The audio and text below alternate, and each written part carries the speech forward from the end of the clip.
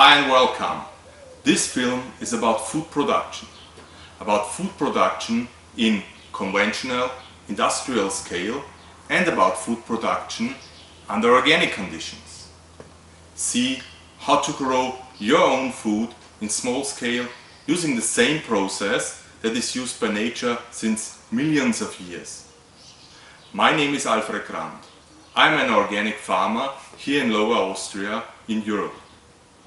Together with my partner Leopold Fischer, we own the company Vermigrant Naturprodukte GmbH, which produces organic fertilizer, organic soil and organic compost tea, and everything is produced under nature's way.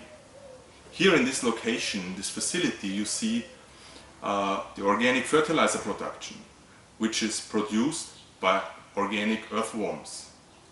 I'm also the technical director of Greenway, a Scottish social enterprise, which has produced this film for you. Greenway is offering training and workshops in the Grow Food Nature's Way method.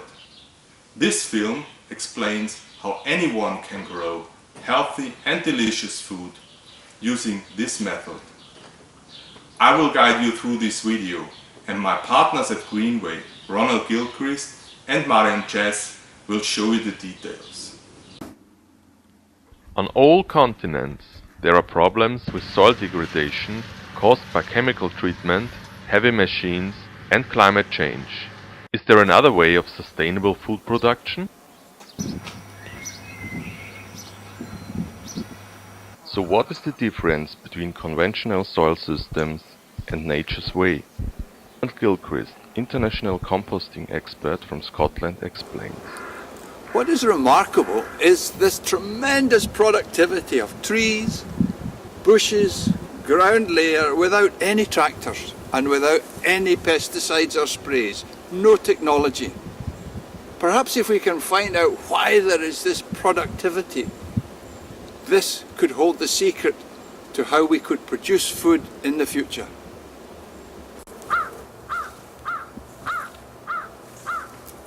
So how can we find out what is special, what's happening here that we get this incredible productivity from the soil? Well, what is evident is that all the organic matter, all the leaves, all the bud scales, all the droppings that come down to the forest floor is all used. No organic matter is wasted. We see that the soil isn't bare. The soil is covered with debris, what we call mulch, and that's what keeps the soil moist, and it feeds the soil food organisms.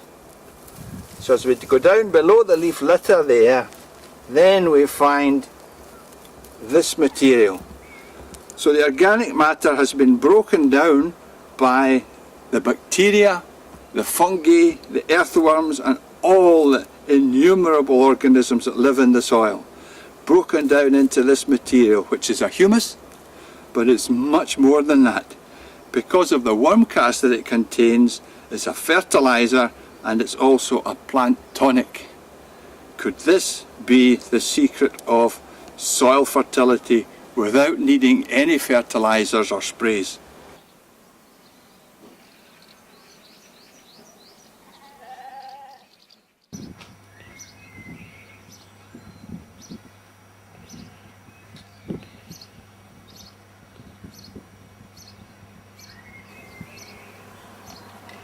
Looks just like what we saw on the forest floor. It's a nice fibrous material, and in the fibrous material we have these surface dwelling worms called compost worms, and they will take all our organic waste from the house and convert it into the same product that we saw in the forest.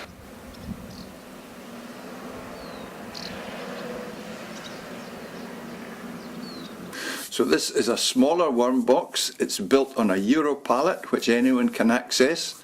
There are salads growing in one part, but in the other part is where the worms live. So we have to feed the worms with material from the kitchen. The smaller you chop the material, the sooner the worms will be able to eat it. But we just spread it out on top of the worm bed. Tea bags, kitchen grounds, any scrapings, anything from the kitchen. And of course, cardboard can also be processed. It's organic. So we'll put the cardboard on top of the kitchen waste. Bury it all by bringing some worm bed over the top. Grass, hedge cuttings. And finally, sprinkle on a little water and the worms will convert it all into worm cast.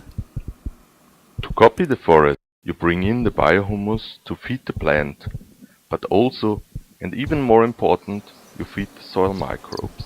Cover the biohumus with mulch and protect the soil as in the forest.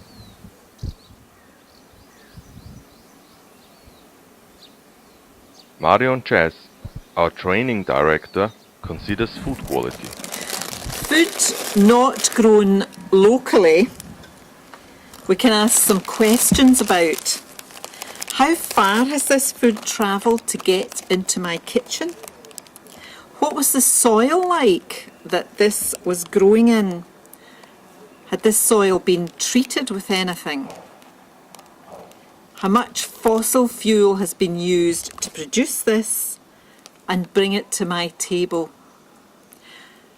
I don't know the answers to these questions, but if as much of my food as possible comes from my garden or from a local grower, it keeps me, my family, and my community as healthy as possible. Anyone can grow healthy food this way. Using raised beds, the community can grow food even on a city gap site. The benefits for communities are eating better food and saving money, environmental friendly food production because of no need for chemicals, lowest carbon footprint because of recycling, no food miles and carbon storage. Social benefits from intergenerational cooperation and stronger cohesion on the community. Less affected by food crisis, stronger independency. Local job creation. These methods have been proven in history several times. In the Second World War in the UK and the USA, 40% of the vegetables were grown in small plots. This was called Dig for Victory. Many communities are in crisis again, so let's dig for victory with growing food nature's way.